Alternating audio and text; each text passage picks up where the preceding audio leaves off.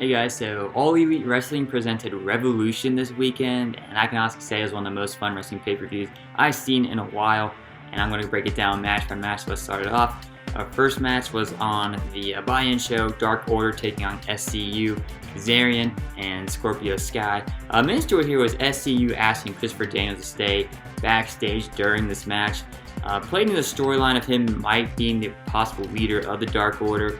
Really nothing special to the match, but in the end, the Dark Order got the win over SCU. But that's when the storyline really picked up.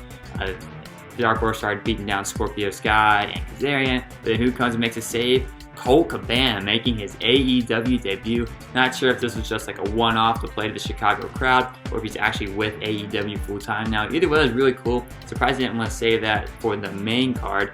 But Colt Cabana comes down, it's not enough to stop the Dark Order. But who comes out to make the save? Christopher Daniels. He came to the ring to make the save. So it looks like the storyline is still going on. Not really sure who the leader of the Dark Order is. And it's really cool to see Colt Cabana make his AEW debut. But in the end, as I said, Dark Order got the win. After that, on the main card, we had things kicking off with Dustin Rhodes taking on Jake Hager, the former Jack Swagger. These two fought in the crowd, and Rhodes worked on Hager's arm for the majority of the match, and a possible callback to how Hager broke Dustin Rhodes' arm earlier in the year. Hager was also kissing his wife during the match, and a funny moment occurred when Dustin actually stole a kiss from his wife. That was pretty funny. Hager and Dustin, they will exchange a couple of near falls back and forth, but eventually Hager had Rhodes in an ankle lock, but Rhodes would not tap. Hager got Rhodes with a low blow behind the ref's back and choked him out with a standing arm triangle for the win. It was an okay match, nothing like eye-popping about it. Cool to see Jake Hager wrestling again after his WWE days, and even though this wasn't like the best match on the card, it still showed that Dustin Rhodes could still go. And when presented in the main spotlight here, it's big time, kind of had a big time feel for it. They're kicking off the show, but in the end, Hager got the win, which was the right call in my opinion. He established this guy as more like a silent bodyguard for the Inner Circle. Getting the win over Dustin Rhodes definitely does that. After that, we had Sammy Guevara taking on Darby Allin, and this was a really fun match. Lots of high-risk spots, high energy. Allin actually started skateboarding to the ring and took out Sammy with a suicide dive before the bell rang. Allin almost had a nasty injury though, so he was going for a suicide dive. His foot got caught in the rope, almost landed very badly, but luckily it wasn't as bad as it could have been. Sammy then hit a 632 Allin on a table outside the ring from the top turnbuckle. So Allin was laying on his table. Sammy climbed onto the turnbuckle with a 630 splash to Allin through the table on the outside of the ring. Very sick spot. Once the match officially started, both these guys, however, kept their foot on the gas the entire time. They had high-risk spot, their high-risk spot, their high-risk spot. In the end, it was Darby Allin who actually got the win with a coffin drop. It was a fun match, but it seems to me that Sammy Guevara cannot buy a win at this point, no matter who he's wrestling against.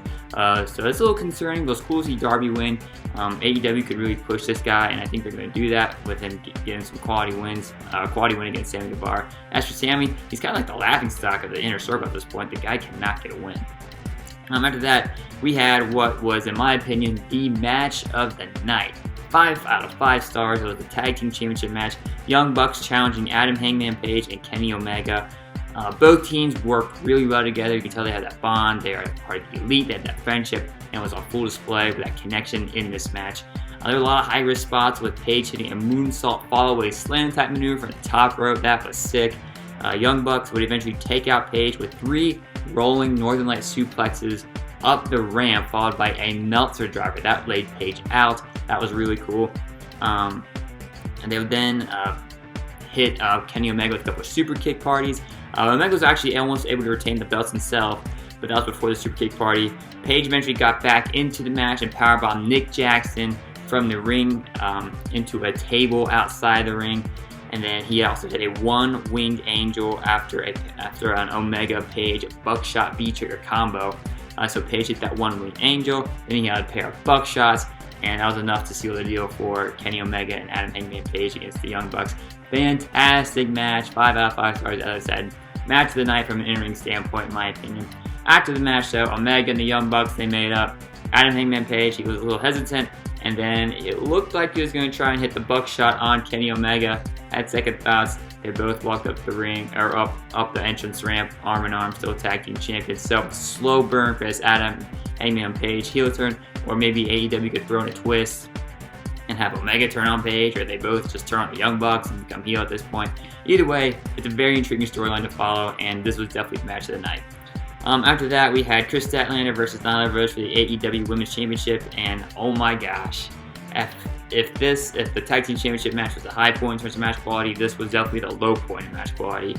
Slower pace, you could tell the crowd was actually worn out from the match before, but still, just that combined with the bad in-ring action did not make for a good match.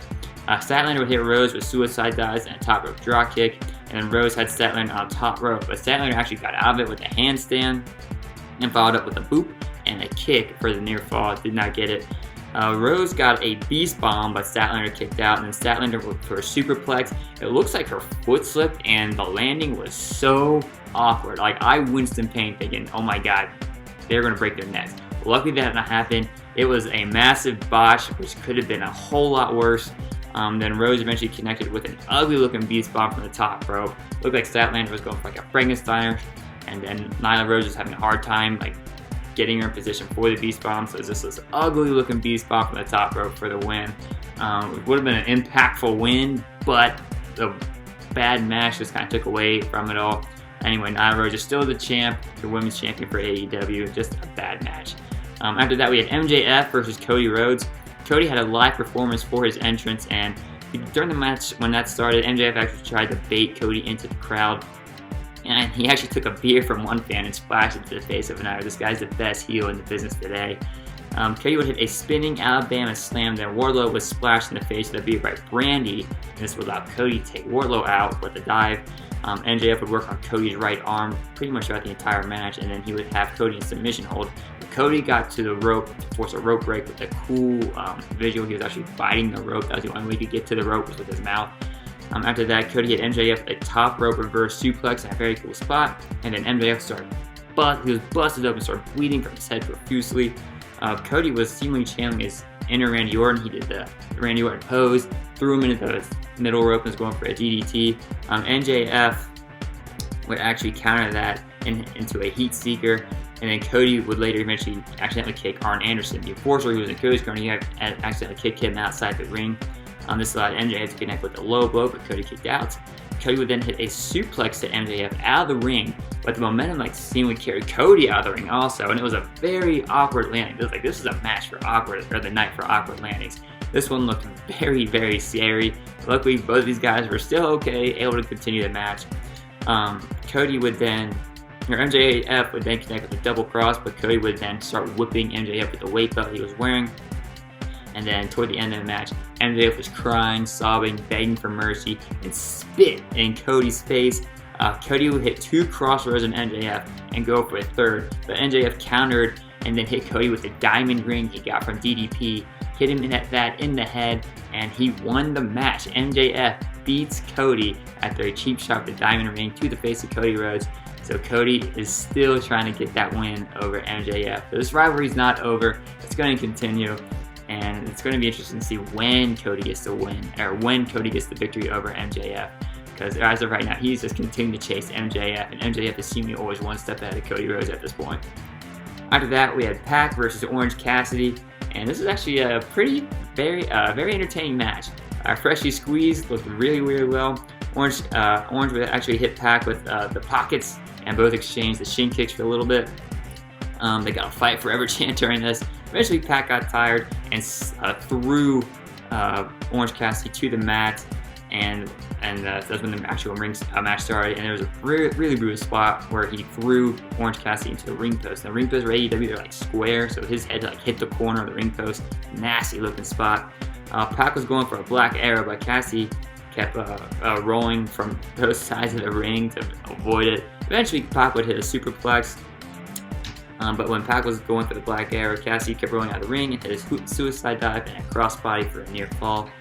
Cassie would then hit a diving DDT on Pac, but he rolled out of the ring before the pin could happen for Cassidy. Best friends and then the Lucha Brothers somehow eventually fight each other on the ramp. This distraction allowed Pac to capitalize and hit the locking the brutalizer onto Orange Cassidy for the win. very fun match, entertaining, very funny. And in the end, as I said, Pac got the win by locking that brutalizer on Orange Cassidy. Very good showcase for Orange Cassidy. The guy is massively over with the fans. He's freshly squeezed, he's relaxed, he's chilled out. And this match just showed how over he is with the fans. And when given the opportunity, he can shine in the spotlight. But for tonight, Pac got the win. After that, we had the main event of the evening, the AEW World Championship match. Cincinnati's own Jon Moxley, aka the former Dean Ambrose, taking on Chris Jericho, the reigning, defending, undisputed heavyweight champion of AEW. So Mox walked in through the crowd after coming from the outside of Chicago. He walked into the building through the crowd, got a big pop. Jericho had a really cool entrance. He actually had a chorus singing his theme song, and when the chorus stopped, that's when they started playing it on the speakers. The crowd joined in. Really, really cool entrance. He actually came to the ring with Santana and Ortiz. Jericho and Moxley, they fought in the crowd early on, and then Jericho was seemingly channeling his inner Rock from Backlash 1999. He picked up a camera, flipped Mox off on the camera, and then went on to attack him. Jericho actually hit Mox with a barricade, and then Moxley would bite Jericho's stitches that he gave him on the Go Home show when he headbutted Jericho, and Jericho was busted open. Jericho would then eventually powerbomb Moxley through the timekeeper's table on the outside, and of course Santana and Ortiz got involved. Mox would go for a drop kick, but Jericho countered into a Lion's Hammer, and Mox countered that into a heel lock. Very cool exchange there. Jericho would then hit a Lion's Salt after distraction from Santana and Ortiz, but Moxley would kick it out. Moxley countered the Lion's Hammer into a Lion's Hammer of his own. Another cool spot there. They were kind of playing that up in the hype-up package how Moxley was training, learning how to counter all these holds. Moxley was eventually hit by Jake Hager, who was involved in the distraction. This allowed Jericho to hit the code breaker, and then Jericho would lock in the walls to Jericho, but Moxley would get to the ring ropes to break up the hold. Hager got caught with a cheap shot, and then he, Ortiz, and Santana were all kicked out of the ring. This allowed Sammy Guevara to come in and hit Moxley with the belt. Jericho went for a pin, Moxley kicks out, Jericho goes for a Jews effect, but Moxley counters into a paradigm shift, and then removed the eye patch to show that the eye was good, he was ready to go, he's 100%. He then hit another paradigm shift for the win and the championship. As JR said, the Moxley era has begun, so Jon Moxley is now your AEW World Champion.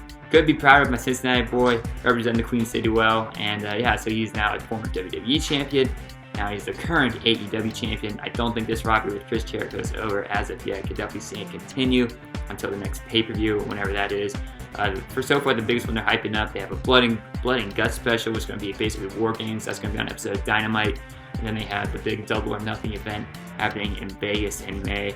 But as for tonight, Revolution, fun show, highly recommend. The tag team match is really good. Sammy Guevara, Darby Allin was really good. Pac versus Orange Cassidy was good. Jon Moxley versus Chris Jericho was really good. We got a new AEW champion, and then Jon Moxley caught a phenomenal promo after the match, which you gotta watch to believe. And that's all I got for you. If you like this video, feel free to give a thumbs up, leave a comment, subscribe to the channel. Check out my website, cincyfanzone.blogspot.com. Give me a follow on Twitter and on Instagram. Both those are at Cincy Fan Zone. And as for now, thanks for watching, guys.